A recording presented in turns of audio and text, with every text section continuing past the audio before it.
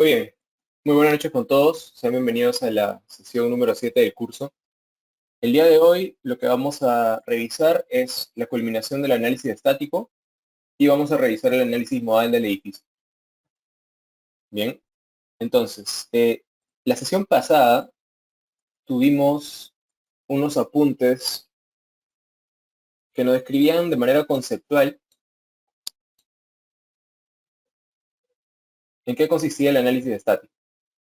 Entonces, como les comentaba, el análisis estático básicamente eh, dependía, o mejor dicho, forzaba a que nuestro edificio se comporte como un sistema de un grado de libertad, o por lo menos lo toma de esa manera, y haciendo uso de los diferentes parámetros sísmicos que ya vimos la semana pasada, se calcula el cortante basal de la estructura, ¿no? El cortante basal estático.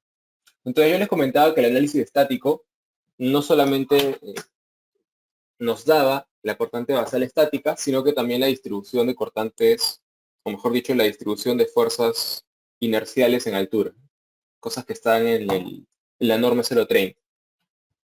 Entonces, continuando con ello, nosotros, bueno, yo les mostré esta hojita de análisis estático, que ya tengo abierto, y está, donde lo primero que tenemos que hacer es completar los parámetros sísmicos. Entonces, en la norma 030, para cada uno de los parámetros Z, U, C, S, P, R, tiene un artículo. Ya en la hojita ya está, digamos, parametrizado esto, pero de igual manera lo vemos aquí de manera rápida.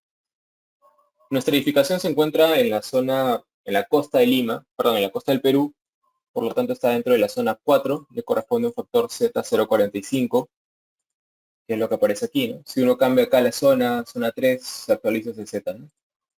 Una tablita sencilla. Lo otro es el factor U de uso, que depende de la categoría de la edificación. También vimos la semana pasada que nuestra edificación es una edificación tipo C, edificación común, por lo tanto le corresponde un U igual a 1, ¿no? Que es lo que aparece aquí. Categoría C, podríamos tener la B o podríamos tener la A2 quizás, ¿no? En este caso es la C. Corresponde un factor U igual a 1. Después tenemos el factor S, factor de clasificación de perfil de suelo, perdón, que también está en la parte superior. Y aquí está, ¿no? Tenemos los diferentes tipos de perfiles, S0, S1, S2, S3, S4, donde S0 es el más competente, ¿no? Y no me refiero a ser competente desde el punto de vista de capacidad portante, sino a ser más rígido y que eso nos conviene desde el punto de vista de amplificación de ondas, porque al ser más rígido, la amplificación no es tan alta respecto a si fuera flexible. Entonces aquí más o menos estamos hablando de rigidez de los perfiles y no tanto de resistencia. Cuando queramos hablar de resistencia, ahí sí nos referimos a la capacidad portante.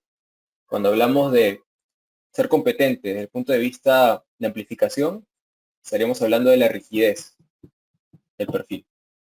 Quiero hacer esa diferenciación. Entonces, en nuestro resumen de condiciones de cimentación, que normalmente lo tendrían al final de su estudio de mecánica de suelos, nos había indicado que el perfil es tipo S1. Entonces, es lo que ubicamos en la norma, perfil tipo S1, y para eso nos define esta tablita cuáles son los periodos TP y TL. Entonces, recordemos que TP y TL es lo que le va a dar, en cierta manera, la forma al espectro, al espectro C, ¿no? Recordemos que C es una función del periodo y pues está definido por tres funciones separadas, ¿no? Entonces, lo que separa estas tres funciones justamente son TP y TL. Entonces, el perfil de suelo, que en este caso es S1, nos indica que TP es 0.4 segundos y TL es 2.5 segundos. Eso mismo lo podemos ver en este Excel, ¿no? TP es 0.4 y TL es 2.5. Eso ya depende S1 si yo lo cambio a S2, S3, ¿no? Va variando ahí. Finalmente, el que nos interesa para la fórmula de cortante basal es la S, ¿no? Factor de suelo. El factor de suelo se calcula de esta tablita, o se extrae de la tablita, número 3. Para la zona 4, considerando un suelo S1, debería utilizar un factor de suelo S igual a 1. Entonces eso es lo que vemos aquí, ¿no? Para zona 4 y S1, utilizo un factor de S igual a 1. Y hasta ese momento ya tenemos Z, U, S no, S, y nos falta C, P y R. Bien. Para R, nosotros nos remitimos a la parte inferior de la norma, donde nos indican cuáles son los R's mínimos, o mejor dicho, los R's máximos que deberíamos considerar dependiendo de cada sistema estructural.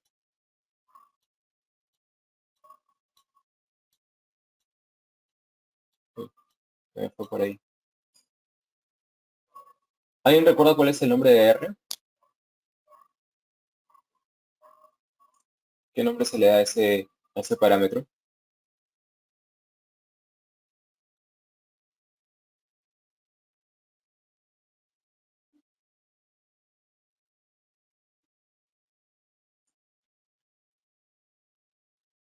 ¿Ya? Perfecto, Freddy. Ya, y más completo, Ángel, factor de reducción sísmica. Van por ahí. El nombre formal es factor de reducción de fuerza sísmica. Oscar nos dice coeficiente de disipación sísmica. Bueno, Oscar no es de Perú, así que quizás en tu país le llamen así, Oscar. Aquí en la norma 030 se le conoce como factor de reducción de fuerza sísmica. A ver, aquí está. Coeficiente de reducción de fuerza sísmica. Entonces, nos remite a la tabla número 7, que tenemos un poquito más arriba,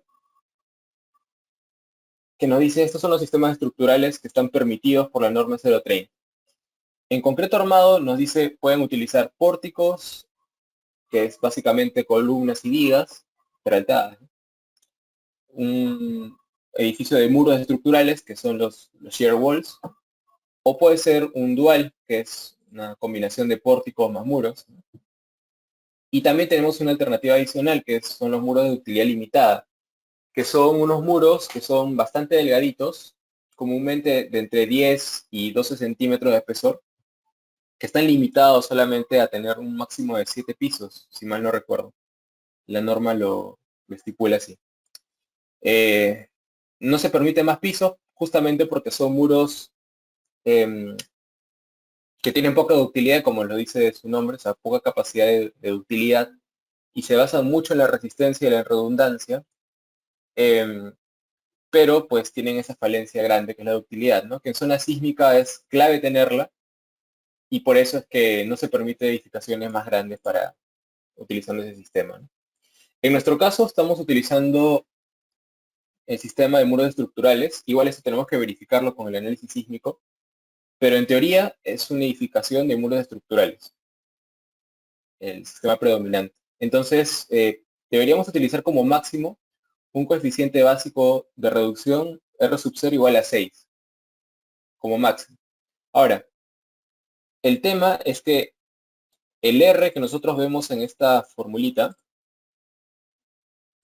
no es R sub 0, sino que R es igual a R sub 0 por IA por IP. Lo escribo aquí. R es igual a R sub 0 por IA por IP. Ahora, estos IA e IP básicamente son factores de castigo por tener irregularidad en la edificación. IA es un factor de castigo por tener irregularidad en altura e IP es un factor de castigo por tener una irregularidad en planta, ¿sí? Ahora, de arranque, hay algunas irregularidades que podemos revisar sin necesidad de ejecutar ningún análisis sísmico, Pero por ahora vamos a asumir que no tenemos ninguna irregularidad. Por ahora. Entonces, si no tenemos ninguna irregularidad en nuestra tablita, acá vemos la tabla 8, que es de irregularidades, todos son menores que 1, evidentemente, porque es por eso que son factores de castigo, ¿no? Tanto para IA como para IP. Pero si no tenemos ninguna irregularidad, entonces IA toma el valor de 1 e IP toma el valor de 1 también. Con lo que finalmente R va a terminar siendo R sub 0 por 1 por 1. Entonces, si nosotros hemos visto en la tablita que nuestro R sub 0 máximo que podríamos utilizar es 6, entonces nuestro R tomaría el valor de 6. Por ahora, por ahora. Si es que durante el análisis sísmico modal espectral encontramos irregularidades, entonces tendríamos que actualizar los valores de IA e IP. Y por consecuencia, el valor de R también se va a actualizar. Va a terminar siendo más chiquito. ¿Por qué digo que es de castigo el IA y el IP? Si es que son menores a 1, hace que R sea más chiquito, ¿no es cierto? Si era 6, por ejemplo, tenemos que IA es 1, pero IP es 0.75, entonces ese R pasa de ser 6 a 6 por 0.75, 4.5. Entonces, si el denominador es más chiquito, entonces la cortante con la que se diseña la estructura tiene que ser más grande, ¿no? Entonces, tener irregularidades en una edificación hace que nuestro proyecto sea más caro, que se encarezca. Entonces, dentro de lo posible hay que tratar de encontrar una armonía entre las irregularidades que permite la norma también, porque hay restricciones, y la economía, ¿no? O sea, quizás los arquitectos nos fuerzan un poquito a cometer alguna irregularidad que puede ser posible, de acuerdo a norma, pero eh, va a castigar quizás mucho a la cortante de diseño. Y mientras nuestra cortante de diseño sea más alta, entonces finalmente la resistencia con la que vamos a diseñar o a la que queremos llegar en cada uno de nuestros elementos sismorresistentes va a tener que ser más alta también, lo que normalmente resulta en elementos más grandes y más reforzados, lo cual finalmente hace que el costo del proyecto sea más grande. Entonces, fíjense que decisiones de ese tipo, o sea, de tener un edificio irregular o regular, sí tiene incidencia en el costo final del proyecto, ¿no? Entonces, esas son cositas que también los clientes deberían conocer, o sea, sus clientes deberían conocer, quizás sentarse con el arquitecto, con el cliente, comentarles, bueno, esto lo podemos lograr, el concepto 1, digamos, que es una propuesta del arquitecto, pero más o menos se va a encarecer un poco más, un 10%, 20%, ¿no? Dependiendo de la experiencia que ustedes tengan. Si es que ustedes lo pueden pagar, perfecto, ¿no? Lo hacemos. Si no, podemos optar por una opción número 2 que no es tan irregular, pero que sí satisface el presupuesto que tenía pensado el cliente, ¿no? Hay que poner en balanza esas cositas, ¿no? La estética y también la economía, ¿no? Sin dejar de cuidar de cumplir las exigencias sísmicas. Eso creo que no lo estoy diciendo, pero creo que es un poquito obvio, ¿no? Bueno, entonces, por ahora vamos a utilizar pues R sub 0 igual a 6, números estructurales. Esto prácticamente sabemos que va a quedar al ver cómo está nuestra edificación, pero vamos a dejar que IA sea igual a 1, por ahora, y IP también, por ahora. Es una primera aproximación. Entonces, como ambos factores de irregularidad son igual a 1, o sea, no hay irregularidad, la condición de la estructura es que sea regular, ¿sí? Así se define. Si es que yo, por ejemplo, pusiera que tengo esta irregularidad torsional, IP cambia a 0.75 y ahora la estructura ya no es regular, sino irregular, ¿no?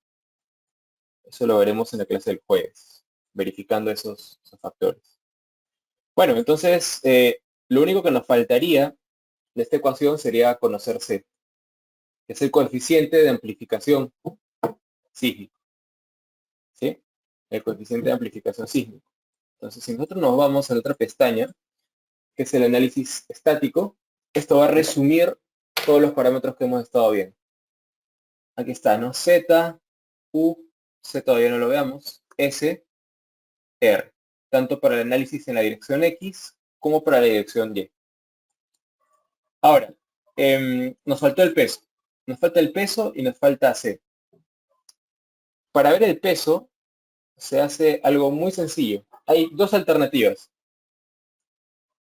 La número uno es ceñirse al método o al modelo de masas concentradas.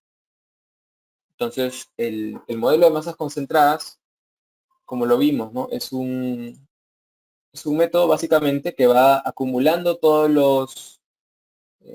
la masa en pequeñas masitas o puntitos concentrados, ¿no? Entonces, este es un sistema sencillísimo de un grado de libertad, pero ahorita me voy a compartir mi pantalla para hacer apuntes. A ver, voy viendo sus consultas mientras va cargando esto. Quizá no sea el tema, pero tengo una duda sobre la forma de definir las vigas. Algunos ingenieros suprimen los efectos torsionales dándole un valor bajo en esa propiedad y otros no. ¿Cuál es la forma correcta de hacerlo?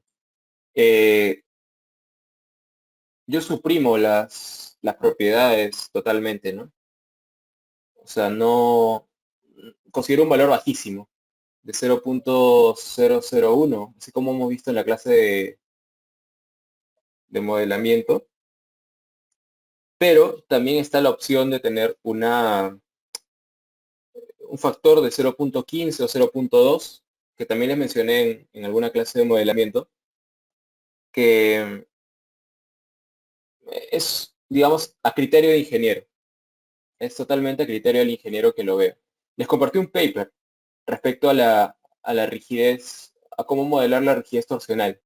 No sé si lo pudieron ver, pero ahí está Edison, lo puedes ver, creo que es de hace 2 sesiones, si mal no recuerdo. No te dice un número con el que debas modelarlo, pero te dice cuál es la influencia de considerarlo, de no considerarlo, y es bien complejo, no es tan sencillo. Pero para efectos prácticos, a mí me gusta considerarlo bajito. Y no hay una forma correcta, no hay una forma correcta. Eso sí yo lo considero que es a discreción del ingeniero.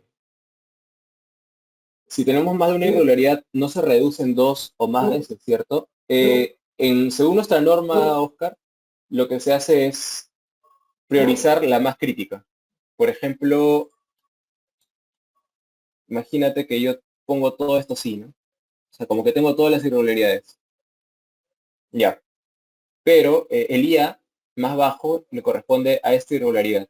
Entonces, mi IA va a tomar el valor mínimo de todos estos. O sea, el más crítico. No es que multiplica todos, ¿no? Simplemente elige el más crítico. Así es como nos dice la norma que tenemos que considerar.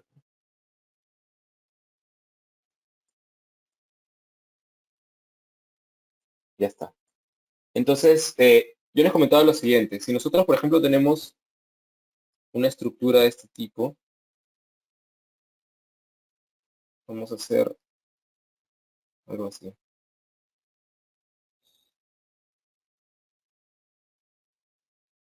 Estoy dibujando ahí las losas. Ya, algo así. Entonces, es una estructura de 3 pisos. Un modelo de masas concentradas, por ejemplo, haría algo así, ¿no? Concentraría una masa grandota en cada uno de los encofrados. Y bueno, pues tendrá un nombre, ¿no? M1, M2 y M3. Es una suposición bastante razonable porque la mayor cantidad de masa sísmica de la edificación justamente se encuentra en esta zona, ¿no? Donde están las losas. Ahí se concentra el gran porcentaje de la masa sísmica. El otro porcentaje está en los elementos verticales, que no es menor, pero evidentemente en mayor porcentaje está en las losas. O sea, no me refiero solo a losas, sino losas, más vigas, más tabiques, más sobrecarga y todo eso, ¿no? Y es eso. Ahora, para tomar las masas, lo que hace el modelo de masas concentradas es lo siguiente. Básicamente lo que hace es algo así, como era una especie de altura tributaria. Y dice, bueno, para esta masa 2, yo voy a meter toda esta losa y adicionalmente voy a colocar lo que pese estos segmentos del elemento vertical. Y así, en la parte de abajo va a ser algo similar, ¿no? Como que se comparte en mitad de altura con el piso superior, ¿no? Eso es lo que hace un modelo de masa concentrada. Ahora, si se dan cuenta, ahí hay un tema, ¿no? En el primer piso, o para la primera masa, se está dejando de tomar esto. Eso no va a ningún lado, ¿no? Utilizando el modelo de masas concentradas.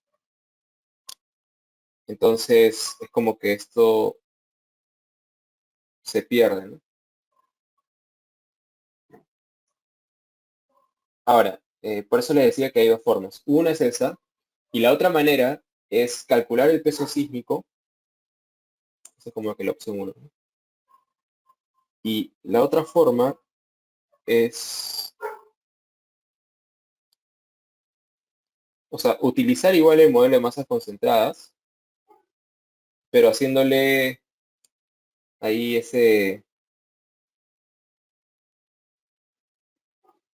una consideración adicional, ¿no?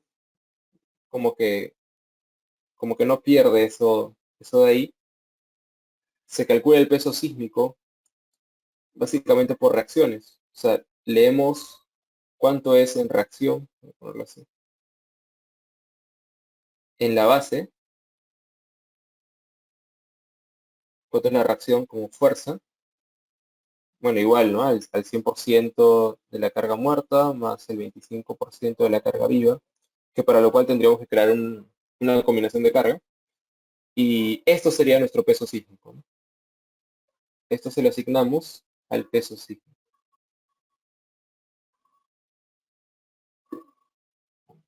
Esa es la opción número 2, esa es la opción número 1. Algunos hacen con la 2, otros hacen con la 1. Nosotros como para familiarizarnos, bueno, para seguir familiarizados con el concepto que vemos en la universidad, vamos a optar por el primer método, que no está mal, de hecho está ampliamente aceptado hacerlo de esta manera, ¿no? Yo sé que físicamente no es que se pierde estas masitas, sino que lo único que ocurre es que el modelo matemático con el que se evalúa la dinámica estructural del sistema no utiliza la masa correspondiente a esta mitad de los elementos verticales del primer entrepiso, que es diferente a que simplemente lo tachemos. Es totalmente diferente. Bien, entonces en nuestro caso vamos a tener que hacer lo siguiente. Esas masitas, para poder leer esas masitas, em, lo que tenemos que hacer es asignar diafragmas en cada losa. Yo en este modelo ya he definido los diafragmas, que básicamente tienen el mismo nombre de todos los pisos, ¿no? Techo de sótano 2, techo de sótano 1, del techo 1 al techo 8, el piso de cuarto de máquinas y el techo de cuarto de máquinas. Todos los diafragmas en este caso son diafragmas rígidos. Puede haber edificaciones que no necesariamente tengan plantas que cumplan con la condición de diafragma rígido, ¿no? En este caso es razonable asumirlo porque tenemos continuidad, no existen aberturas demasiado grandes, la planta es rectangular, no tiene esquinas entrantes fuertes, no tiene forma de L, no tiene forma de T. Entonces, en este caso sí es bastante razonable poder tomar esa suposición. Y otra adicional es y esto ya es una recomendación práctica, que la planta, que la planta, dentro de lo posible, si se puede considerar como rectangular, yo sé que no es siempre rectangular, ¿no? Que cumpla esta relación de aspecto, siendo A, esto B, que B entre A sea menor o igual a 4. Si es que se cumple eso también, entonces con mayor seguridad lo que tenemos es un diafragma rígido. Si es que tenemos un B demasiado largo, imagínense algo así, ¿no? Entonces, la suposición de diafragma rígido se va perdiendo. Y la transferencia de fuerzas sísmicas a cada uno de los elementos sismorresistentes ya no va a estar tanto en función a la rigidez de los elementos, porque la planta va a empezar a ser deformable. O sea, siempre es deformable, pero cuando cumplimos con esta condición y las anteriores, realmente se deforma muy poco como para decir, oye, esto no es un diafragma rígido. Por el contrario, cuando el B es demasiado largo, ahí sí es que empezamos a notar cierto comportamiento flexible en la planta, ¿no? Y esos malos comportamientos, no malos, sino esos comportamientos de por sí no permiten que la distribución de fuerzas sobre los elementos sismorresistentes sea de acuerdo a la rigidez de los mismos. O sea, que esto, ¿no? Que es básicamente lo que rige un modelo lineal elástico, deja de cumplirse, ¿no? Esto ya no se cumple.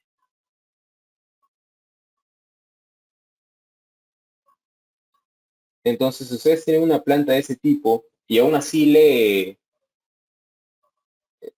asignan la condición de diafragma rígido, por supuesto que el programa lo va a hacer, ¿no? O sea, el programa no es ese problema, es el problema, tú le dices, tú le asignas la propiedad de diafragma rígido y el programa lo hace. Ahora, ¿qué tan real sea eso? Eso es lo cuestionable. Eso es lo cuestionable. ¿Cómo se hace semirrígido? Si no es rígido, entonces es flexible o semirrígido, ¿no? En realidad, ciertamente, yo cuando hago los análisis y me topo con algún caso que no sea diafragma rígido, no le asigno ningún tipo de diafragma. O sea, no utilizo el semirrígido. Sí leí por ahí cómo es que TAF lo considera, pero yo prefiero tomarlo así nada más, ¿no? Sin ninguna asignación particular. Sin ninguna.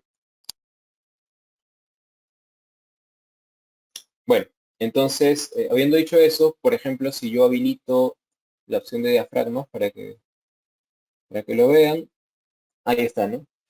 Básicamente lo que yo he hecho es asignar un diafragma por shells, por lositas. Hay dos opciones, se puede hacer así o por joints, o sea, utilizando los nudos. Voy a quitar el diafragma de este techo para que vean cómo lo hago por una sola vez. Voy a asignar shell, diafragma y le vamos a quitar. Entonces básicamente si uno hace la asignación de diafragmas por shells, va a asignar shells, diafragmas, va a seleccionar el diafragma que quiere, de 8. Entonces selecciono esto. Básicamente está tomando, pues, lo pueden ver aquí en el isométrico, ¿no? Todos los elementos horizontales y también los elementos verticales. Ahí está, los elementos verticales. Entonces, agregamos el diafragma. Ahí está.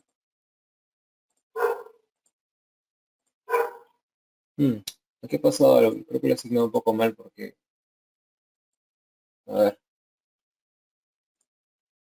un tema de visualización. Ya, vamos a ver un punto. Diafragma, no hay ninguna. Ya, a ver. Volvemos a lo mismo, vamos a asignar shell diafragma el 8. Ya. Algo que no me gusta, es que es el octavo, ¿no? Sí, tiene sentido que se haya movido. Ya. Bueno, entonces de esa manera, ¿no? Lo que se está haciendo es asignar diafragmas por elemento tipo shell. O sea que el programa lo que va a hacer es reconocer dónde están los elementos tipo shell. Va a decirle, ya, elemento tipo shell, dime cuáles son tus nudos. Bueno, mis nudos son este, este y este. Ya. Entonces, a esos 4 nudos, que son tus vértices, les voy a asignar el diafragma que me está diciendo. Ya, perfecto. Entonces, si uno hace eso con todas las losas, evidentemente va a terminar agarrando todos los nudos de la estructura en este caso. Entonces es por eso que en este caso es indistinto hacerlo con diafragma tipo shell o diafragma tipo joint, tipo nudo. En el caso de tipo nudo, simplemente uno tiene que agarrar todos los puntos que quieren que forme parte del diafragma rígido y asignar. Nada más. Todos los resultados son iguales, ¿no? En este caso. Fíjense cómo TAPS muestra un croquis de lo que significa esto. Básicamente lo que está haciendo es, bueno, desde algún punto, que ahorita vamos a ver, voy a lanzar estas líneas negritas, que simbolizan brazos rígidos. O sea, tienen la simbología de ser brazos rígidos. ¿Por qué? Porque recordemos que dentro de un diafragma rígido, dentro del diafragma rígido, si tenemos un punto A y tenemos un punto B, estos están separados por una distancia D. Entonces, no importa qué pase con la planta, puede trasladarse así, puede trasladarse hacia arriba, puede haber una rotación, pero no importa lo que suceda, la distancia de entre el punto A y el punto B siempre se debe mantener constante. Siempre debe ser constante. Entonces, esa es una de las propiedades del diafragma rígido. Entonces, eso es más o menos lo que vemos con esto, ¿no? Por ejemplo, de este punto, nos está diciendo que la distancia de este punto hacia el de aquí, que está representado por este brazo negrito, siempre va a estar constante. Y es eso. Eso es matemáticamente lo que quiere decir. Bueno, entonces, después de haber dicho esto, vamos a quitarle esto de aquí. Y vamos a ejecutarlo. Mientras va cargando, voy viendo sus consultas.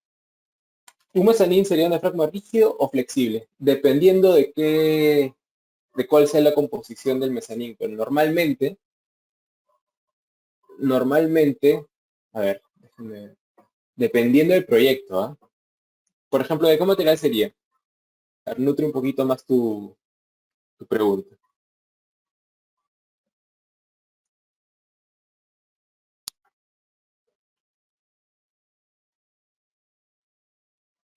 Un mezanín, por ejemplo, es como tener como una plataformita separada, ¿no? Separada o a media altura, algo por el estilo. Que es, por ejemplo, exactamente. Ajá. Sí, claro, es bastante típico, ¿no? Sobre todo en estructuras de tipo centro comercial, hay mucho eso. Que sería, por ejemplo, tener una estructura, bueno, en esta edificación de verdad que no cuadra, pero a ver, les voy a mostrar, voy a buscar una imagen en internet para que todos ustedes me puedan entender mejor. Y ahí lo comentamos, se hizo. ¿Qué te parece? Mejor, para seguir con esto. Igual me lo recuerdan después del break, por favor. Ya. Bueno, entonces, habiendo corrido el modelo, vamos a hacer control T, que es para mostrarnos las tablas. Vamos a Output de estructuras. Vamos al centro de masa y rigidez. En esta opción nos va a desplegar, de acuerdo a los diafragmas que hemos asignado, cuál es la masa que está asociada a cada diafragma. Ahora, evidentemente que esta masa no se la va a inventar, ¿no? Previamente he tenido que definir un mass source, que le he denominado masa sísmica, la fuente de masa, que únicamente lo he especificado como habiendo especificado el patrón de cargas, una combinación lineal, como la carga muerta multiplicado por 1 y la carga viva por 0.25, que es lo que nos dice la norma que consideremos para edificaciones de vivienda o tipo C. Como opciones de masa, le he indicado que incluye la masa lateral y que concentre las masas en los niveles de los pisos. O sea, que asimile el modelo de masas concentradas. Que asimile este modelo de acá. le he pedido que haga esto, básicamente. Ahora, no sé si alguno tiene curiosidad de por qué acá dice incluye masa lateral o incluye masa vertical. Cuando han modelado antes quizás, o ahora, no les da curiosidad de por qué es vertical y por qué es lateral. Porque hasta donde yo tenía entendido, la masa no tiene, no tiene dirección, ¿no? La masa es la masa, ¿no? ¿Alguna idea?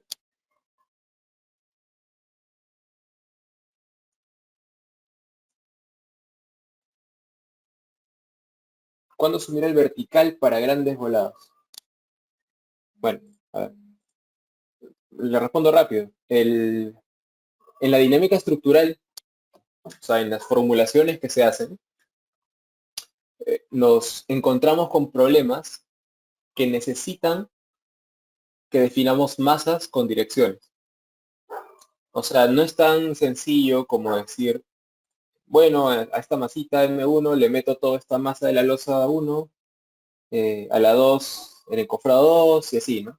Eso es más conceptual, pero realmente el desarrollo de un problema de dinámica estructural obliga a que tengamos masas definidas con direcciones, o sea, cuyo uno de sus atributos sea la dirección.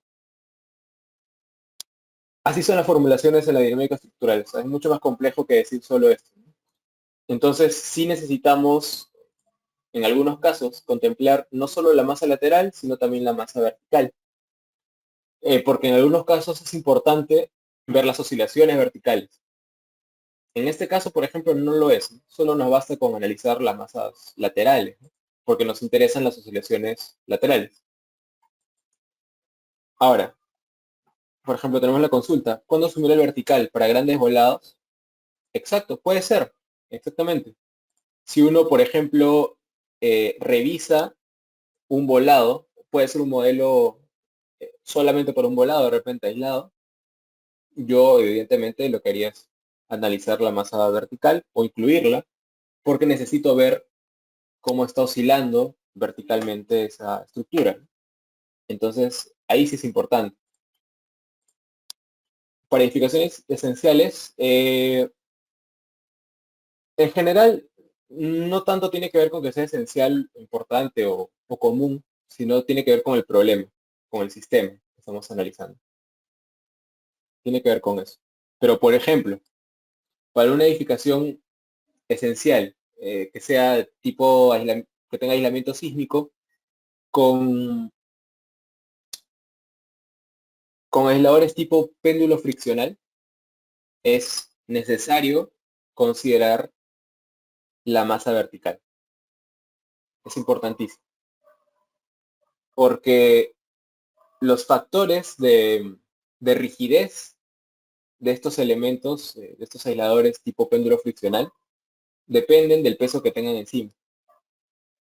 Entonces, sí nos interesa conocer cómo es que el edificio oscila verticalmente, sobre todo para ese tipo de edificaciones con aisladores tipo péndulo friccional.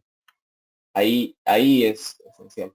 En el caso de aisladores tipo de goma o de caucho, dependiendo de las cargas, para cargas que no son tan grandes en relación a su capacidad, creo que no es tan importante, porque sí hemos tenido casos de eso. Pero en el caso de péndulo friccional es obligado. ¿A partir de cuántos metros de volado ya se considera grande? Depende, ¿no? De losa, de viga, dependiendo. Quizás para una viga de 3 metros, de 3 metros de largo, podría ya empezar a preocuparme por ese tema, ¿no? De 3 metros a más ya podría empezar a preocuparme. O sea, empezar, no preocuparme, sino incluir, por ejemplo, ese análisis adicional,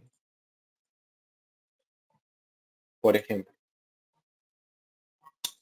Bien, entonces es eso. Entonces he tenido que definir previamente esto. Igual en el taller de tabs de que está subido en la red lo pueden ver nuevamente.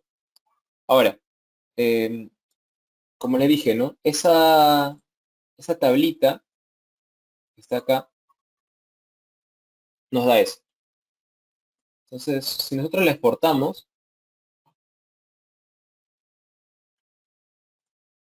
vamos a tener ahí un Excel. Lo que yo hago es simplemente eliminar los techos o los diafragmas asociados a los sótanos, porque recordemos que nuestro modelo dinámico nos interesa desde el techo 1 hacia arriba. O sea, las masitas que van a vibrar son las masitas que corresponden desde este techo, o sea, todo esto, ¿no? El modelo. Por lo que ya les expliqué hace 2 sesiones, si mal lo recuerdo. ¿No? El resto está totalmente entrampado por las restricciones que les hemos asignado, ¿no? Que tienen que ver con el confinamiento del suelo. Entonces, pues leer las masas que están por debajo del inicio de la vibración no tiene ningún sentido. El peso sísmico o el peso que oscila va desde el nivel 0 hasta arriba.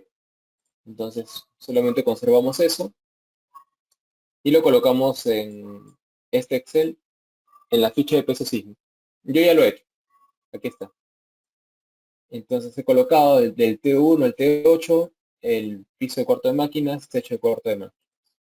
Ahora, esa información la voy recopilando en una tablita más bonita, peso sísmico, donde pongo el nivel, donde pongo el área en planta que tiene ese nivel. Y bueno, la masa luego la voy leyendo de la tablita nada más. Ahora, esta es masa, hay que pasarla a peso multiplicándolo por G. Y ahí tenemos el peso. Haciendo la suma de todos los pesos, tenemos el peso total, que vendría a ser el peso sísmico que estamos buscando, que corresponde a este P. Dato importante. En edificaciones de concreto armado, más o menos, el peso por área en cada planta típica debería oscilar entre 1 y 1.2 toneladas fuerza por metro cuadrado. Más o menos. Es por eso que yo coloco acá el área. Porque si se dan cuenta, he hecho el cociente de peso entre área. Peso sísmico, claro, ¿no? Peso sísmico entre área. Y en este caso me está dando 1.1. Estamos como que en el caso intermedio, ¿no? Entre 1 y 1.2. Yo no me preocuparía, diría que hemos hecho un buen modelo que sí refleja la distribución de masas que se espera, ¿no? Para edificaciones de albañilería confinada, por ejemplo, se esperan más bien valores más pequeños, ¿no? Entre 0.8 y 1. Más o menos por ahí oscila lo esperado. No quiero decir que no puedan salirse de este rango. De hecho, puede ser más, ¿no? 1.25, 1.3, 1.4, dependiendo ya. En ese caso, si ustedes ven esos valores, es porque tienen quizás sobrecargas muy altas, ¿no? Quizás la edificación ya no es de vivienda, sino es de otro tipo, almacenes o algo por el estilo, ¿no? Bibliotecas, ¿no? Entonces tiene que ser consistente, ¿no? Estos valores son para edificaciones comunes. Ya está. Entonces, en nuestra fichita de análisis estático, SP lo tenemos aquí, ¿no? Está llamando simplemente esta celda, ¿no? Ya está. Para X y para Y tenemos todo salvo el C. Entonces, el C, si nos vamos a la norma, el C está definido aquí, en el artículo 14. Ahí están las 3 funciones que les comentaba, ¿no? Que les mostraba en la sesión pasada. F1, F2, F3. Ahí está. Por eso es que dependíamos de TP y de TL, ¿no? Para poder definir ese espectro. C es constante 2.5 si es que nos encontramos en la zona de la plataforma hasta TP. Entre TP y TL tiene esta función, ¿no? T es lo que va variando, ¿no? El periodo de la estructura. Y pues mayor a TL tiene otra función, ¿no? Que depende ya de TP, de TL, y pues está dependiendo de nuestro T al cuadrado, ¿no? Entonces, en nuestro caso de análisis estático, nosotros queremos calcular un C, un solo valor de C. Entonces tenemos que ver en qué caso nos encontramos y reemplazar el T, donde T es el periodo fundamental de la estructura. Muy bien. Entonces, dicho esto, necesitamos conocer el modo fundamental de la estructura tanto en X como en Y, sin duda. Y aquí me detengo un segundo en análisis estático para entrar al análisis modal. En ETAPS, realizar análisis modal es sencillo. Simplemente vamos a hacer lo siguiente. Vamos a definir un modal case, caso modal, y vamos a definir qué es lo que queremos que haga, ¿no? Cuáles son los parámetros. Tenemos dos opciones. Tenemos los vectores eigen y los vectores Ritz. Los eigen básicamente son los mismos vectores que estudiamos en la universidad, en el pregrado, que vienen del famoso problema de los autovalores y autovectores propios, los eigenvalues, que le llaman. Lo que siempre hemos visto, ninguna novedad. Los vectores Ritz, por otro lado, son una forma de optimización de los eigen. Y justamente hay papers hablando de este método de vectores Ritz y por qué son más eficientes que los eigen. De hecho, sí lo son, pero digamos que su eficiencia aumenta o la justificación de su uso aumenta cuando tenemos estructuras mucho más complicadas, ¿no? En este caso, pues son estructuras, sin menospreciarlo, ¿no? Pero son como palitos sencillísimos, ¿no? O sea, una típica edificación. Son varios palitos unidos a uno que otro elemento tipo área. No hay mayor dificultad en eso, ¿no? Pero hay otras estructuras que no son necesariamente del tipo de edificación, que suelen tener muchos modos que no tienen nada que ver con estos modos, ¿no? O sea, nada de traslación tipo pura, rotación pura, no, son modos que involucran mucho movimiento de nudos de manera muy errática. Para ese tipo de estructuras sí nos sirve bastante los vectores tipo Ritz, porque estos vectores o este método trata de buscar los modos que más interesan en todo ese conjunto de modos raros que se tienen en estructuras un poco complejas, ¿no? Entonces, en nuestro caso es suficiente utilizar los eigen y si ustedes hacen la prueba de utilizar los Ritz, van a ver que los resultados son similares. Tenemos que definir un mass source. Masa sísmica ya está definido. Como tenemos una sola y no hemos hecho un artificio que vamos a ver el jueves, no se puede cambiar esto. Siempre va a quedar así tal cual. El que hemos definido antes, ¿no? Masa sísmica.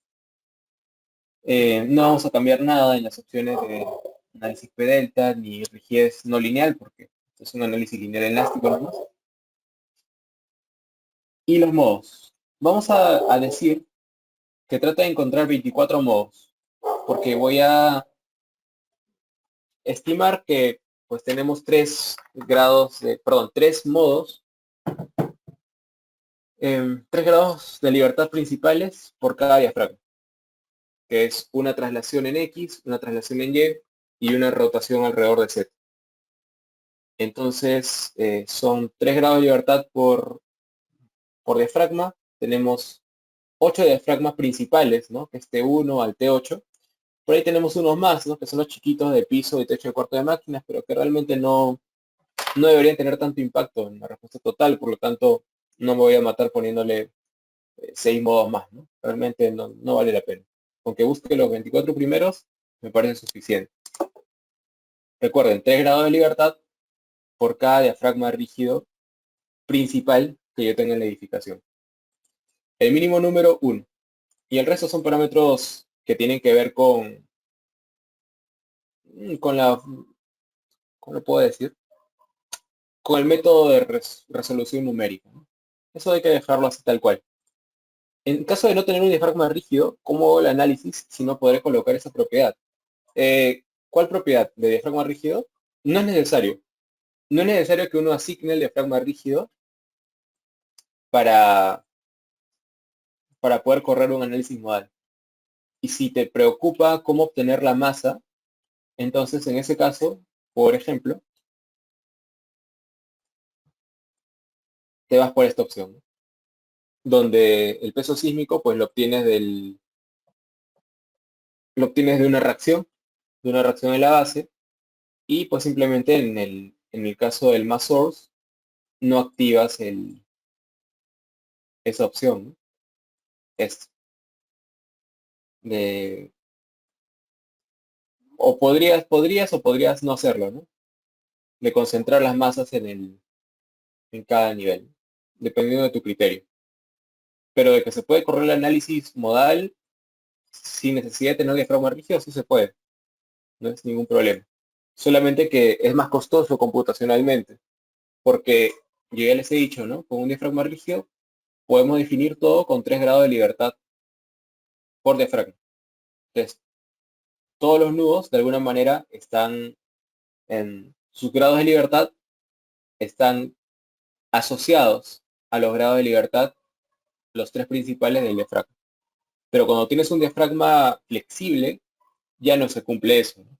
Entonces, evidentemente que tiene que tomar mucho más nudos, más grados de libertad que no están asociados entre sí, y por lo tanto el costo computacional es más alto. Pero así es como se tendría que hacer si es que tu problema físico cae más del lado del diafragma flexible, ¿no? Así es como tendría que hacerse. Bueno, entonces ya está, definido el análisis modal. Vamos a ver, voy a quitar el sonido, si está quitado, ¿no? Es muy fuerte. Sí les recomiendo quiten el sonido porque ahí es un poco terrible. Vamos a ver, la deformada. La deformada del caso modal, modo 1. Si nosotros vamos a aplicar, vamos a empezar la animación. Ya pueden ir viendo que el primer modo básicamente está asociado a una traslación en la dirección X. ¿Sí? Es una traslación en la dirección X. Y se puede ver que, pues, se ve bastante tipo traslación pura, ¿no? No veo una componente rotacional tan importante, ¿no? Más parece del lado de traslación pura. Por ahí, por ahora vamos bien. ¿Cuál es el periodo? El periodo es 0.75 segundos. Normalmente en edificaciones de concreto armado categoría C, el periodo debería ser más o menos de 0.1 segundos por cada piso. Tenemos 8 pisos principales. Esto no lo cuenten, ¿no? 8 pisos principales. Por 0.1 nos da 0.8 segundos. Estamos por ahí. Ahora, ¿qué nos indica o qué nos indicaría si es que excedemos el 0.8 segundos? ¿Alguna idea? ¿Qué podría ser? ¿Qué se les ocurre? Y pues para darles una pista, si es que no lo tienen,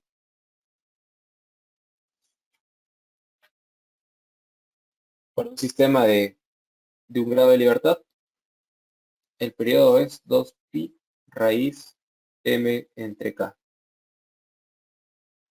¿Ya? Este es un sistema de un grado de libertad. Sencillísimo.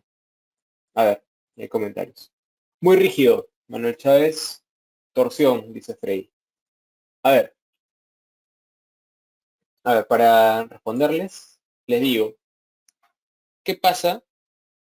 ¿Qué pasa si es que yo hago que la edificación sea más flexible? ¿El periodo aumenta o el periodo baja? Correcto, el periodo aumenta. Sencillísimo de verlo con esta ecuación, ¿no? Sencillísimo. Si es que K lo hago más pequeño, entonces el periodo va a ser más grande. Exacto. Sencillo. Entonces, eso responde a la pregunta. Si es que yo estoy con un periodo de 0.75 segundos, cuando más o menos les he dicho que un edificio bien estructurado tendría que estar alrededor de 0.1 segundo por el número de pisos, Entonces estoy por debajo, ¿no? Estoy por debajo del 0.8 segundos. Por lo tanto, pues mi verificación sí es rígida y está por debajo del límite, ¿no? Estamos bien. Eh, y no simplemente es un capricho, o sea, este 0.1 no es un capricho, porque es un buen número práctico para estar tranquilos de que cuando verifiquemos la deriva inelástica, nuestra deriva sea menor a la deriva límite. Entonces no es tanto un capricho, sino es un número práctico de haber hecho esto varias veces, ¿no? ¿Existe un periodo máximo reglamentario? No, no hay un periodo máximo reglamentario. O sea, en teoría nuestro periodo podría ser 4 segundos. Pero, ojo, fíjense el orden de magnitud, ¿no? Estamos hablando de una edificación de 8 pisos y tendríamos que estar con un periodo alrededor de 0.8 segundos. Si es que ustedes tienen un periodo de 2 segundos, quiere decir que su edificación es demasiado flexible. Demasiado. Y probablemente las derivas inelásticas no les cumplan. Y si tienen un periodo de 1 segundo, entonces más o menos están en el límite, ¿no? Quizás cumplen la deriva por estando muy ajustados. Muy ajustados. Lo recomendable es siempre estar alrededor de lo que sale de esta regla práctica con el objetivo de cumplir las derivas inelásticas. Que suena muy mecanizado, así que lo voy a decir en palabras un poco más conceptuales y generiles, con el objetivo de garantizar una adecuada rigidez lateral para nuestra edificación, que es lo que tienen que tener en la mente. Así es. Bueno, entonces diríamos que está bueno, ¿no? Nuestro edificio, por lo menos con esa pequeña primera verificación, estaría bien. Vámonos al segundo modo.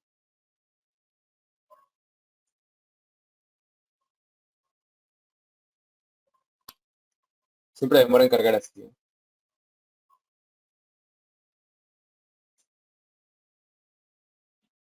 Fíjense, el segundo modo tiene un comportamiento también, ¿no? Tipo traslacional, casi puro. No es 100% puro, pero casi se acerca. Muy bueno. No hay una componente rotacional importante ahí. Periodo 0.67 segundos. O sea que igual estamos cumpliendo esto, ¿no? Incluso más rígido. O sea, hay más rigidez lateral en Y que en X. Si nosotros vemos nuestra planta, tendríamos que más o menos ver algo por ahí, ¿no? Algo que diga, sí, efectivamente, es un poquito más rígido en Y que en X. Puede ser, podría ser, pero bueno, al ser números pues tan cercanos, este es el periodo en X y el periodo en Y es 0.67, pues son prácticamente lo mismo, ¿no? Están muy cercanos.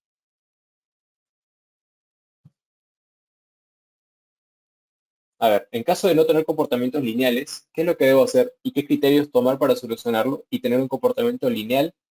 A ver, vamos a hacer una aclaración de términos. No es un comportamiento lineal, sino traslacional. ¿Ya? Traslacional. En los dos primeros modos y rotación en el tercero. Sí. Lo que se tiene que hacer es, primero, vamos a ver lo siguiente. La gran pregunta es esta. Em, la arquitectura prácticamente nos ha obligado a tener la estructuración que tenemos ahora. O sea, las salidas son muy pocas. Si la respuesta es sí, entonces lo que yo les diría es, bueno, revisen que no revisen, no me refiero tanto ya a la forma, sino revisemos el porcentaje de masa participante, que es lo que voy a ver justo ahorita. La forma también es importante, de hecho, ojo, pero si es que estamos ajustados con la arquitectura, nos toca ver esto. Igual siempre hay que verlo. Fíjense, el porcentaje de masa participante, o sea, la masa que se mueve con el primer modo, es del 75%. de la masa sísmica total. 75% es bastante. Es un número muy bueno. Le voy a dar las recomendaciones. Una estructuración buena, en general, debería dar que el periodo fundamental en X, el periodo fundamental en Y, tengan un porcentaje de masa participante, cada uno, alrededor entre el 60 y 80%. Más o menos por ahí. Es bien difícil conseguir más del 80%, e incluso el 80% es muy difícil, pero igual lo he puesto moneda de referencia. En mi experiencia, las estructuraciones más simétricas que he tenido, que he logrado, me han dado el 70 y tantos por ciento, 70%. Es lo que ocurre, ¿no? Ahora, nunca deberíamos tener un porcentaje de masa participante en modo fundamental, ¿no? En modo fundamental menor al 40, ya sea en X o en Y. Es muy poquito. Menos de 40 ya es muy poco. Nos indica un comportamiento altamente torsional, ¿no? Es lo que primero uno pensaría. Y, y ya ahí yo no lo recomiendo porque el poder de predictibilidad de nuestro modelo lineal elástico se pierde. Se pierde. Entonces ya no es tan confiable.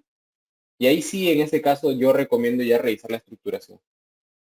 Entonces, de todas maneras, revisar qué se puede hacer en la estructura. Hacer un poco más simétrico la distribución de elementos resistentes, algo. Pero ya se tiene que ver algo. Este es el caso en que es menor a 40%. Ahora, ¿qué pasa? Porque está el caso intermedio, ¿no? Y si el porcentaje de masa participante está entre 40 y 60, entonces yo digo, ok, pero ve rápido a revisar, uno, diseñabilidad de elementos, no, esos dos. Uno, derivas inelásticas, o sea, que te preocupes cuanto antes por llegar a esto. Y dos, verificación de diseñabilidad de elementos. O sea, que te preocupes por terminar cuanto antes el análisis sísmico, ver que esto funcione, que cumpla la norma, y fijarte algunos elementos críticos si es que se pueden diseñar. ¿Y por qué digo rápido? Digo rápido porque están contra el tiempo. Recuerden que los proyectos estructurales son para ayer. Y desde que empezamos ya estamos tarde. Entonces, si es que ustedes tienen que soltar la bomba, dar la alerta a arquitectura de que necesitan un muro más y les van a cortar un poco de ambiente o algo así, tienen que hacerlo cuanto antes. Entonces, es por eso que les digo rápido, ¿no? Rápido por la coordinación con arquitectura que se tiene que hacer. Y ese sería más o menos el procedimiento que yo sigo, ¿no? Por ahí va. Consulta de Ángel. ¿Qué sucede si las masas participativas de un modo se encuentran repartidas en traslación y rotación? ¿Se debe rediseñar la estructura de tal manera que sean tres modos predominantes, traslación X, Y y Z? No, no. Yo no diría tanto así en ese caso, Ángel, pero hay que revisar ese caso, el caso en particular. Hay que revisarlo. O sea, si hay buena simetría igual en ambas direcciones, pero igual te está saliendo que el componente torsional se lleva buena masa participante, es posible que sea porque tienes baja rigidez torsional. Tienes baja rigidez torsional. Entonces, no es que no sea simétrico, sino que no tienes suficientes elementos acomodados en el perímetro de la estructura. No necesariamente es malo, no necesariamente. Entonces, ahí te recomendaría, por ejemplo, ubicarte en esto, ¿no? En este caso. En este caso. Y revisar.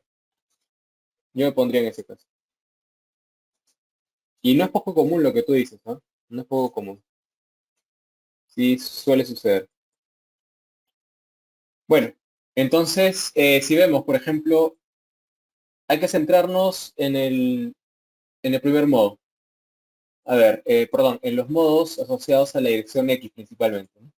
Entonces vemos que, por ejemplo, el modo 5 también está asociado a dirección X y vemos cómo va sumando poco a poco, ¿no? En cada modo va subiendo un poquito más, un poco más. Aquí sube mucho más porque pues el porcentaje de masa participante del modo 5 es casi 14, ¿no? Que lo aumenta bastante. Y poco a poco así con todos. La norma nos dice, es suficiente con que consideres una cantidad de modos tal que la suma del porcentaje de masas participantes llega a 90 en las dos direcciones. Eso nos dice en un artículo que está en análisis modal espectral.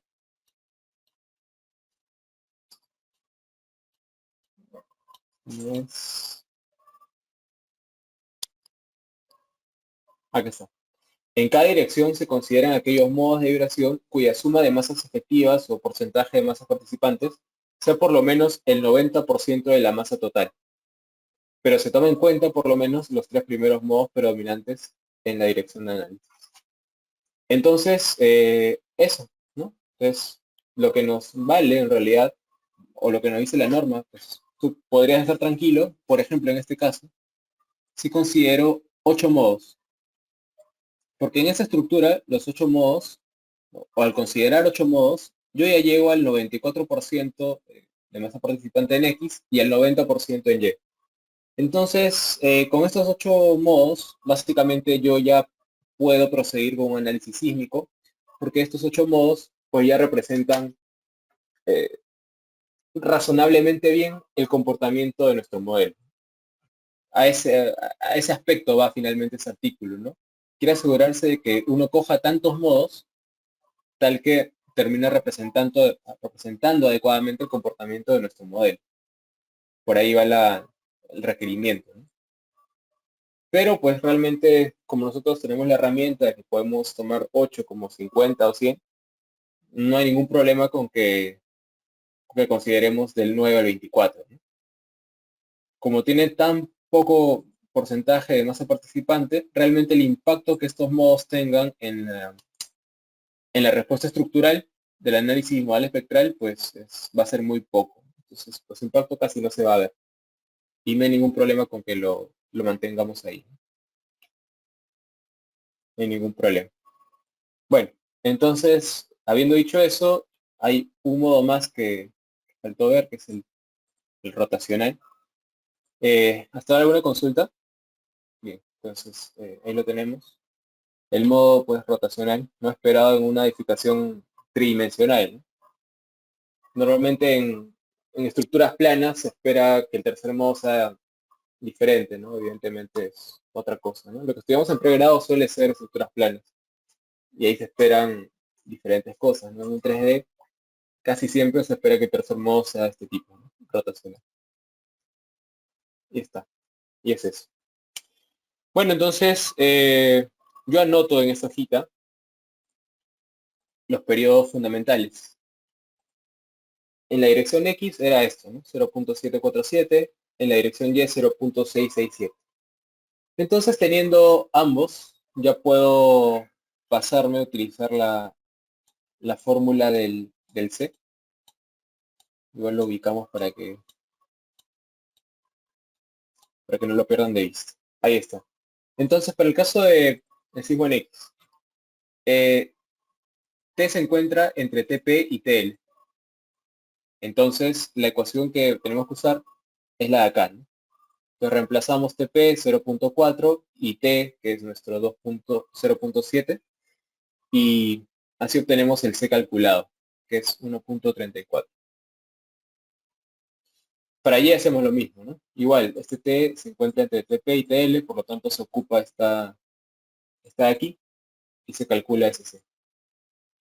Evidentemente este C es una función tipo conditional, ¿no? No es nada del otro mundo tampoco. Bueno, ahora, aparte de calcular el C, la norma 030 nos dice, por si acaso, hay un C mínimo que tienes que considerar. No basta solamente con calcular el C, sino que hay que ponerle un límite inferior. Entonces, para eso vamos un poco más abajo. Aquí está. El valor de C entre R, en realidad, no de C entre R, no se considera menor que S. Que vale decir que C no tiene que ser menor a R por 0.11. Entonces, como ya tenemos R, entonces el C mínimo será 0.11 por ese R. Ya está. En este caso, como nuestro C calculado es más grande que el mínimo, usamos el C calculado. El C va a ser el máximo entre ambos. Y ahí está. Ya finalmente hemos completado el cortante basal estático. Z, U, C, S, P y R ya están totalmente definidos, tanto para X como para Y. Ahí está, en valor de tonelada fuerza, por ejemplo, ¿no? 364 toneladas fuerza y 407 toneladas fuerza. Que realmente a mí no me da mucha información. Yo prefiero verlo como un porcentaje del peso. Entonces, esta cortante basal la divido entre P, que es el peso, o hago lo mismo pero sin considerar el P, ¿no? Sub entre R, y obtengo que para X la cortante estática es como el 10% del peso sísmico y para Y es como el 11% del peso sísmico. Lo cual debe recordarnos que estamos, mejor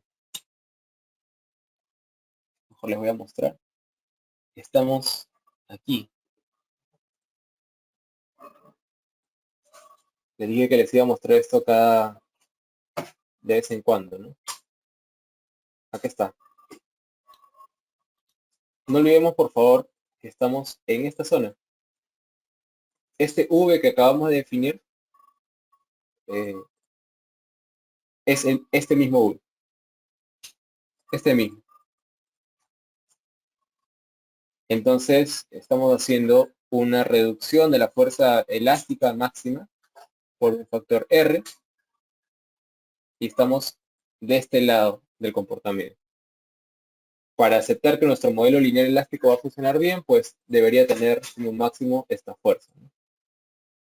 Entonces, no tiene nada que ver con el comportamiento real de la edificación, muchísimo más largo. Pero nos sirve como para diseñar una estructura que cuando se vea sometida a incursiones inelásticas, se comporte razonablemente bien, siempre que cumplamos con los parámetros sí. Eso es. ¿Okay? No olvidemos que estamos aquí, por favor. Y ahí el modelo chiquitito, ¿no? Ahí estamos. Muy bien. Entonces, lo vamos a aplicar una cortante basal de 10% el peso y el 11% en yen. Ahora, así como las fuerzas o la cortante basal, el análisis estático también nos da la distribución de fuerza sísmica en altura. Y nos dice, bueno, la fuerza sísmica o la fuerza inercial en cada nivel horizontal tiene que tener esto de aquí. Se calcula de esta manera. La cortante basal que has calculado multiplicado por un factor alfa. Y ese factor alfa viene de esta manera, ¿no? Depende básicamente del peso de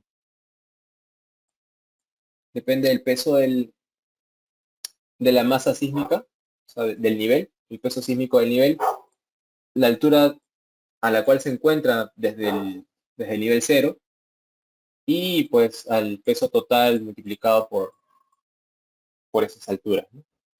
Básicamente es como una especie de ponderado. Y aquí se los muestro, ¿no? Ese HI que nos muestra la fórmula, este HI, es la altura que tiene desde el nivel cero. Entonces, con esto no lo he modificado, pero Debería tener 3 más. Algo así. Ya, peso sísmico 1, 2, 3, 4, 5, 6, 7, 8. La primera altura es 2,75 m y luego van subiendo 2,75 m más. Más 2,75 m hasta el T8, que es 22. ¿Era 22? Sí, 21,95. Entonces esto era 2,7. 2,7. Ahí está. Y no, ya está. El peso sísmico de cada techito ya lo habíamos calculado. Simplemente lo copiamos. Ya está. El K, no. Sí, justo iba a eso. Hablamos del P, del H, pero nos faltó el K. Básicamente el K es lo que le va a dar forma a la distribución de las fuerzas inerciales en altura. O sea, recuerden que nosotros, por ejemplo, en el pregrado, más o menos nos decían, bueno, tú tienes tu estructura de masas concentradas y nos decían una buena aproximación es que coloques tu distribución de fuerzas sísmicas o de fuerzas inerciales como un triángulo de esta manera, ¿no? Evidentemente no es una carga distribuida, ¿no? Sino que son fuerzas de este tipo, ¿no? Que en el perfil dan esa figura triangular. Entonces, uno cuando calcula acá, lo que está haciendo es básicamente ver si esto es de tipo triangular o si esto es un poquito parabólico y eso. O sea, lo que hace es darle la forma a esa distribución de fuerzas inerciales. Eso es lo que hace el K. Para eso sirve. Entonces, aquí nos dice, ¿no? Para periodo fundamental menor o igual a 0,5 segundos, K es igual a 1. No es nuestro caso, ¿no? Nuestro caso es que T es mayor a 0,5, entonces K tiene esta fórmula que depende del periodo, o menor o igual a 2. ¿No? Entonces, en este caso, K es 1,12, ¿no? Ahí está, el cálculo de K. Y el resto simplemente es tabular, ¿no? Ahí está, ¿no? El peso por la altura elevado a la K. Eso lo hacemos para todo. Peso del nivel por la altura elevado a la K. Y luego hacemos el cálculo de alfa, ¿no? Donde alfa era ese PI por HI elevado a la K entre la suma de todos estos. Entonces ahí es como vamos viendo los valores que van tomando alfa, ¿no? Finalmente, para que exista para que sea adecuado esta fórmula, la suma de todos los alfas tiene que ser igual a 1. Creo que eso es evidente, ¿no? Porque si uno suma todos estos, lo que va a terminar teniendo en el numerador es lo mismo del denominador. Entonces, alfa tendría que ser igual a 1. La sumatoria de todos los alfas. Y bueno, como nos dijeron, ¿no? Fi va a ser igual a ese alfa por la cortante basal. Entonces, simplemente hacemos esto. Bordes. Ya está. No lo voy a hacer para ayer. No quiero que nos tome mucho tiempo, pero es exactamente lo mismo. Ya está. Y aquí en el grafiquito lo que yo he hecho es dibujar esas fuerzas inerciales a la altura correspondiente, ¿no? Más o menos tomaría esta forma. Más o menos. Ahí por si hay algún matemático quizás pueda más o menos establecer la ecuación de esto, ¿no? Y yo despreciaría esto, ¿eh? de esa posible ajuste por regresión, porque pues, evidentemente haría que salga una polinomial muy, muy fuerte, ¿no? Y esto sale así porque el peso sísmico de la última masita es menor, es sensiblemente menor al resto. Y eso, bueno, se explica porque sucede esto de acá, ¿no? Esto de aquí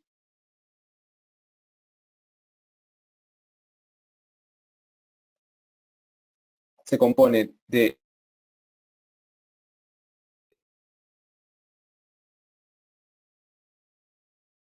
Oriental también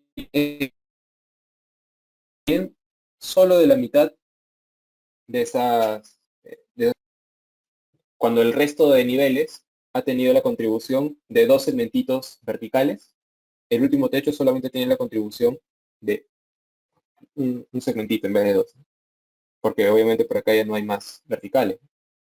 Entonces es por eso que también sale menor.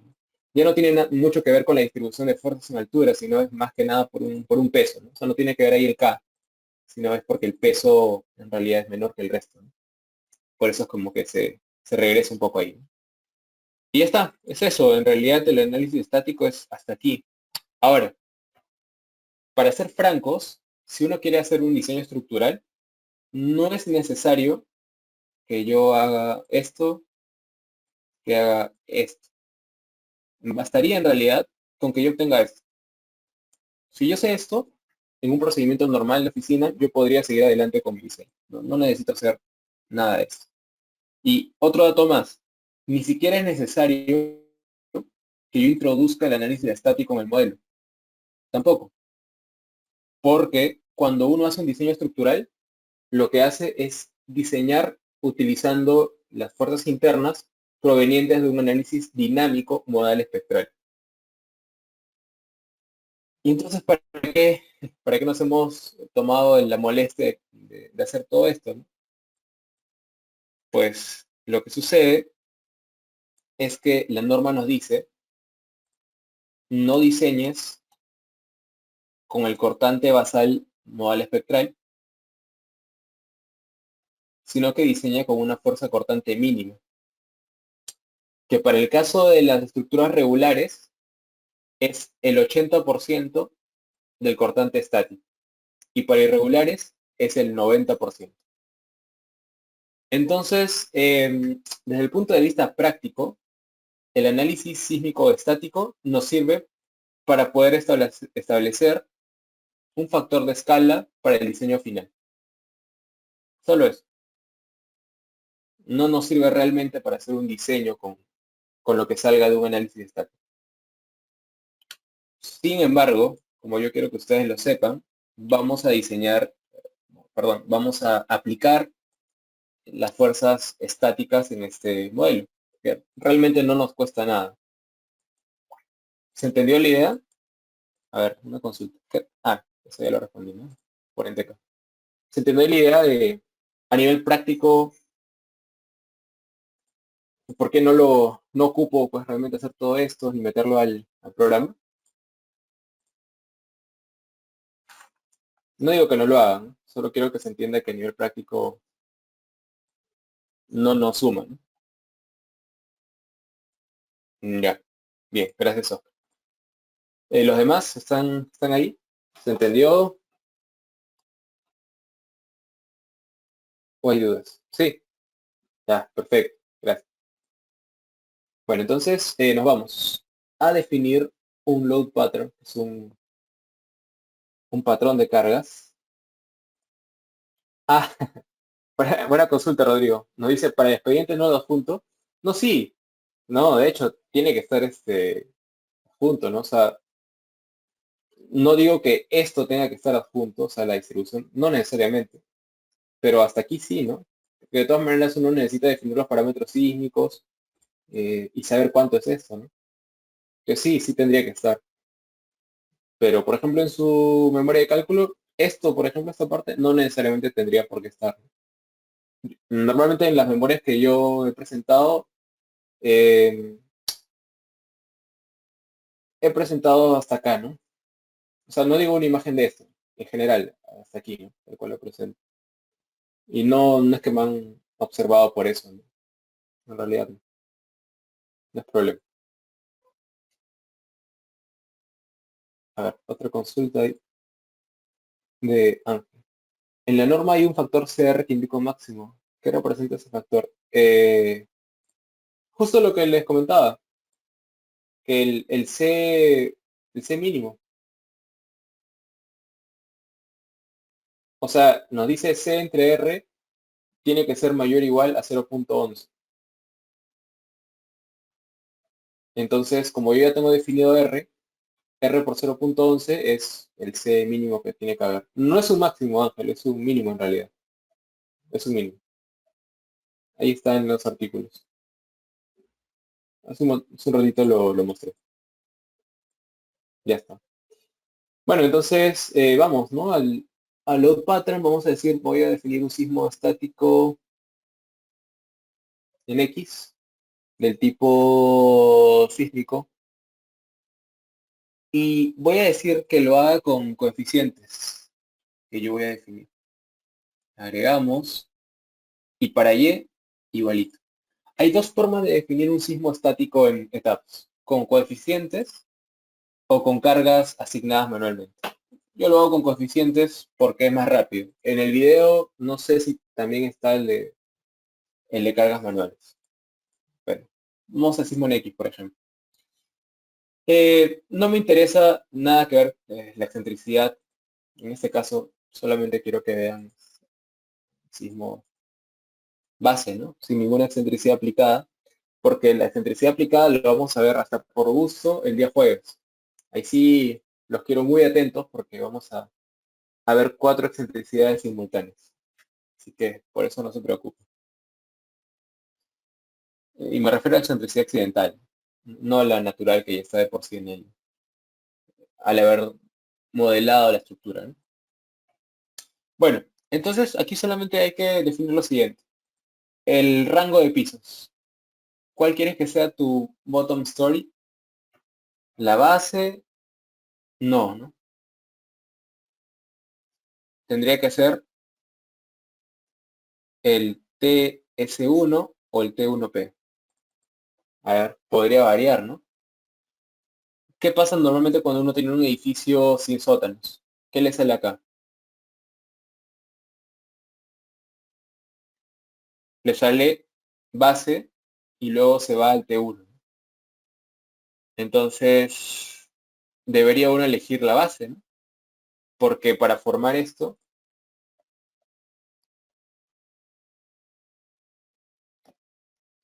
es como que toma una geometría desde el punto más bajo, ¿no? Entonces, sí, debería ser, por ejemplo, en este caso, desde aquí, ¿no? Y Top Story podría ser el T8 o con un poquito más de precisión el techo de cuarto de máquina, ¿no? Porque, pues, bueno, si bien yo no lo he dibujado acá, realmente sí hay unas masitas que son mucho más pequeñas e insignificantes arriba. No lo estoy dibujando en esta distribución, pero pues realmente sí existen en el P, ¿no? Entonces, sería lo más apropiado, ¿no? El valor de K es este mismo K, igualito. Entonces simplemente lo copiamos. Y el valor de C es esto de acá. Es Z por U por C por S entre R. O sea, todos los parámetros para llegar la cortante, salvo el peso. Entonces, podremos escribirlo de esta manera, ¿no? Como que en el C de etaps es igual a Z por U por C por S entre R. Y K de etaps es el K de la de 0,30. Ahí está. Y no incluye el P, o etaps no incluye el P porque pues automáticamente etaps puede calcular ese P, porque ya le hemos dicho cuál es la masa sísmica. Entonces, en este caso, pues calculemos, ¿no? Es Z por U por C por S entre R. Ahí está. Que es 0.1. El 10%. Oh, ya lo tenía calculado. Ya, vamos a ver si lo cambio. Ah, no, no deja que sea así, ¿no? Entonces tiene que estar en decimales. Ya, mucho decimales ahí nomás. 0.1. Ok. Para el sismo en Y hacemos lo mismo, ¿no? Creo que cambiamos todo esto. El K creo que cambia. Que cambia ahí un poco. Y esto tendría que ser, no, es un poco más. Sí, incluso es un poco más. Entonces, 0.11, ¿no? 0.1124. Ok, desde aquí. Ok, vamos a ver que ya está. Ahora sí aparece estos dos casos como para ejecutar, ¿no? Casos de análisis para ejecutar. Muy bien. Hasta ahora una consulta. ¿Todo claro? Se dan cuenta que realmente la definición de tabs es sencilla, ¿no? O sea, claro, ustedes si ven un video cualquiera en YouTube, se lo hubieran explicado probablemente en todo lo que, bueno, aplicado de tabs, todo lo que hemos visto en 10 minutos, ¿no? Pero se dan cuenta que realmente, pues, hay mucho detrás, ¿no? O sea, realmente hay mucho detrás, mucha teoría, mucho concepto, muchas simplificaciones y ese tipo de cosas, ¿no? Entonces, más que ver el tema de solo modelamiento, es importante que dominen qué está detrás de estas simplificaciones normativas. Eso es. Bueno, entonces vamos a ver nuestro modelo, a ver si ha corrido con algún error. Recuerden que eso es importante, ¿no? Encontrar posibles cosas raras. De hecho, debimos hacerlo por el análisis modal, pero no lo hicimos. Por ahora todo bien. Los casos estáticos, ¿no? Muerte viva, ok. Sismo estático en X, en Y también. En modal, también todo completo. Bueno, no hay ninguna bomba por ahí de ningún warning, ¿no? Ahora sí, pasemos a ver la deformada. Vamos a ver la deformada para el sismo en X. Aplicamos. Y ahí está, ¿no? Nuestra estructura se nos desplazó hacia la derecha. Y si queremos incluso podemos ver una animación de eso, ¿no? Pero no lo vamos a ver ahora. Pero ahí está, se nos desplazó a la derecha. Podríamos entrar a ver, por ejemplo, para los pórticos en X, pónganle la elevación en E. No sé si he definido los piers. Me parece que no. Entonces vamos a la elevación C para ver las columnas. Vamos a ver para el cortante 2, por ejemplo, cuáles son las fuerzas que se han generado. Las cortantes 2. Recordemos que el eje local 2 en las columnas, para mí, ¿no? Por la forma en cómo lo modelo, siempre están paralelos al eje X global. Esa es una de las ventajas de haberlo definido así. Shell. Quiero the frame local axis. Ahí está, ¿no? El verde es el 2. Entonces mis columnitas siempre están apuntando, bueno, el eje local 2 siempre es paralelo al eje global X. Entonces si yo estoy viendo el sismo estático en X, lo que me interesa ver en el pórtico C, que es paralelo al X, es el cortante 2,2. Y ahí lo podemos ver. Ahí podemos ver cómo está la cortante, 3.5, 3.44, ¿no? Por ahí cómo va cambiando. Y noten que no cambia mucho en altura, ¿eh? Es casi igual, ¿no? 3, entre 3.5 y 3 varía. ¿Por qué? Pues porque es una estructura cuyo sistema predominante es muros estructurales. Entonces los muros son los que se están llevando el gran cortante. Entonces ese tipo de variaciones, cosas por el estilo, se ven más marcados en los muros que en las columnas, ¿no? Las columnas prácticamente lo está recibiendo como una carnita chiquita y casi constante en altura, ¿no? Es por eso. Si fuera un edificio porticado, ahí sí esto no tendría sentido, ¿no? Tendría que verse una variación, un aumento progresivo de la cortante, ¿no? Hacia abajo. Eso es clarísimo. Y si no lo tienen así es porque hay un problema, ¿no? Los momentos, por ejemplo. Ahí está, ¿no? Los momentos que son para el análisis o para el sismo estático en X. Tiene sentido porque pues los momentos o el diagrama de momentos flectores tiene una gradiente lineal, ¿no? Lo cual es lo que se espera para una viga o para un pórtico que está sometido a cargas laterales, ¿no? No debería haber una parábola ahí porque realmente las cargas no es que estén distribuidas sobre el eje del elemento, ¿no? Simplemente es una consecuencia de que existan cargas aquí, ¿no? En estos nuditos de los pórticos. Y esto se parece muchísimo a lo que siempre vemos en el pregrado. Muchísimo. Otra cosa que pueden ver, las fuerzas axiales, por ejemplo.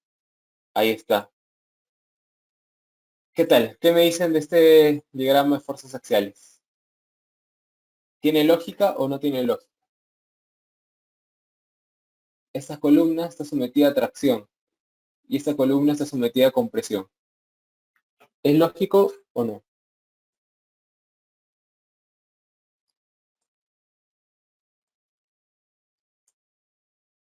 ¿Qué me dicen?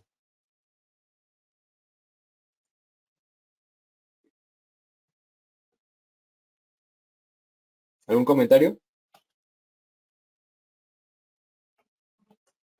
Lácense nomás, si es que por ahí tienen la idea media, no importa, acá la completamos. Lo importante es que sigan participando, estamos viniendo bien hasta ahora. Si no recuerdan, pues les doy un ejemplo muy sencillito. Un pórtico, el más sencillo que se les ocurra, sometido a una fuerza lateral, incluso más sencillo que es, para que ya quede completamente claro. Dos apoyos simples. Para contrarrestar o para equilibrar ese momento que genera esa fuerza H, y pongámosle que el brazo de palanca es este H minúscula, ¿no? Entonces tenemos realmente un momento,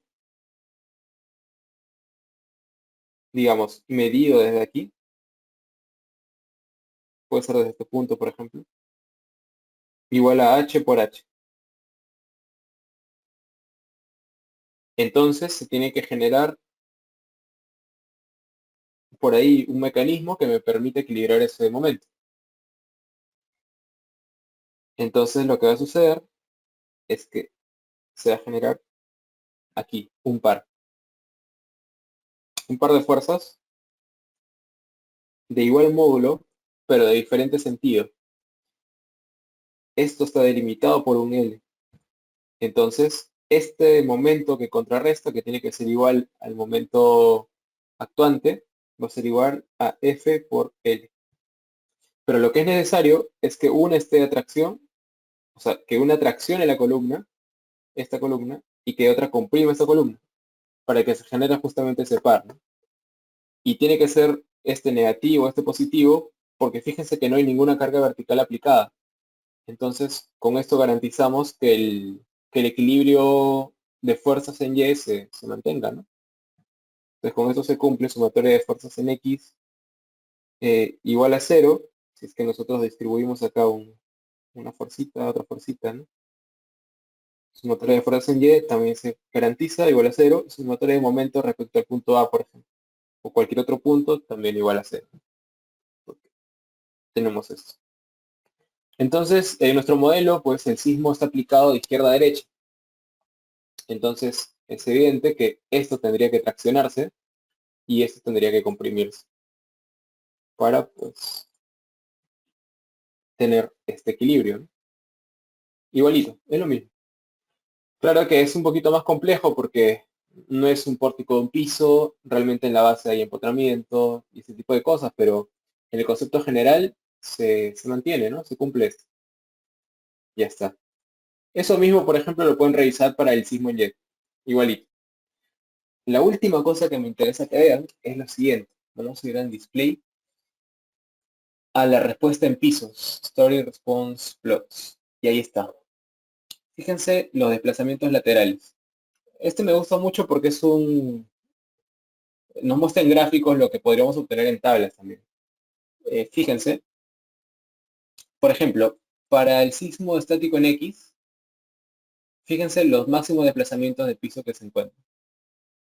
En el techo 1 vamos a verlo en centímetros, porque no tiene sentido verlo en metros. Para el techo 1 es más o menos 2.8 centímetros. Perdón, 0.2 centímetros. Para el A nivel de techo 2, el desplazamiento es 0.53.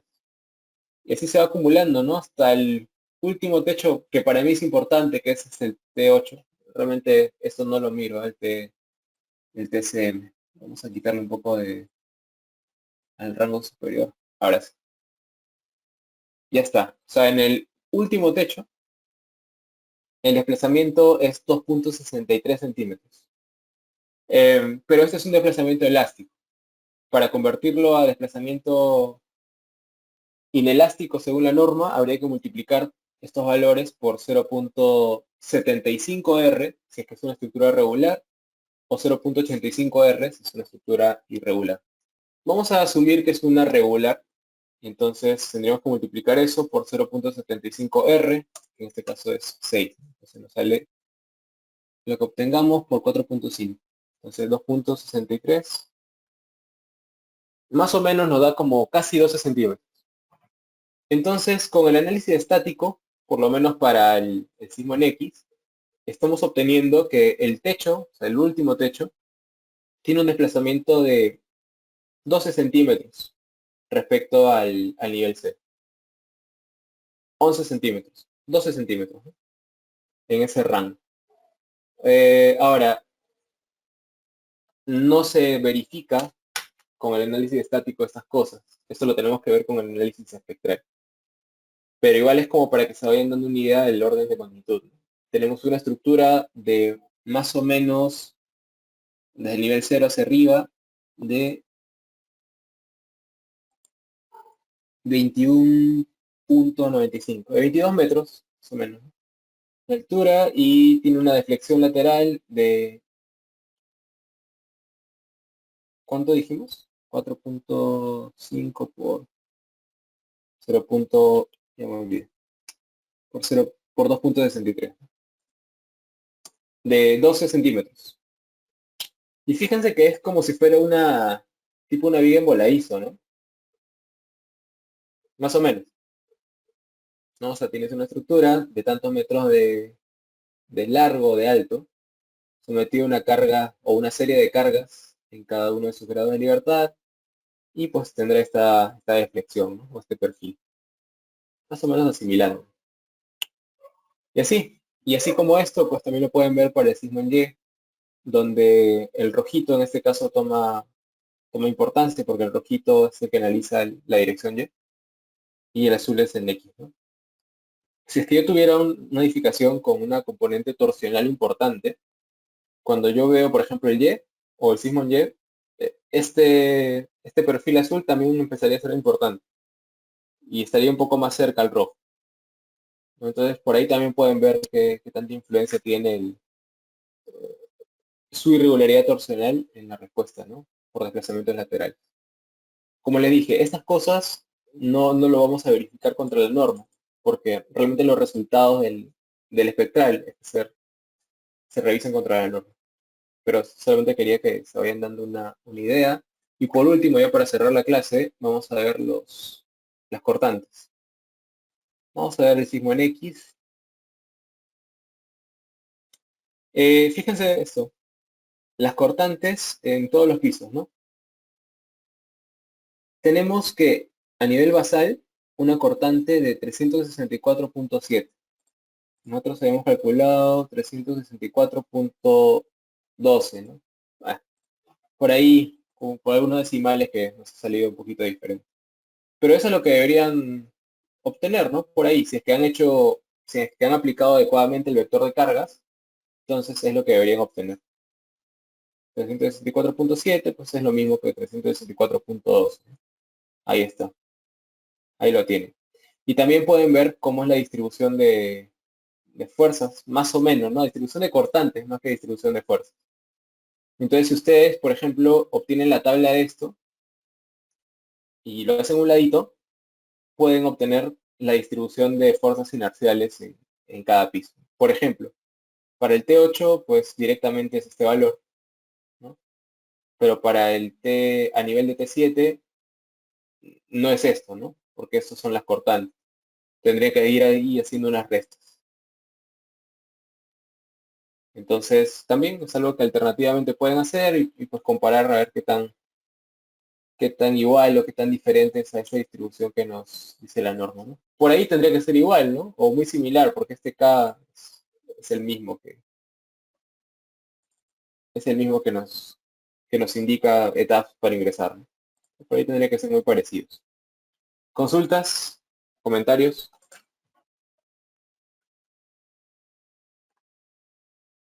¿Ha quedado claro?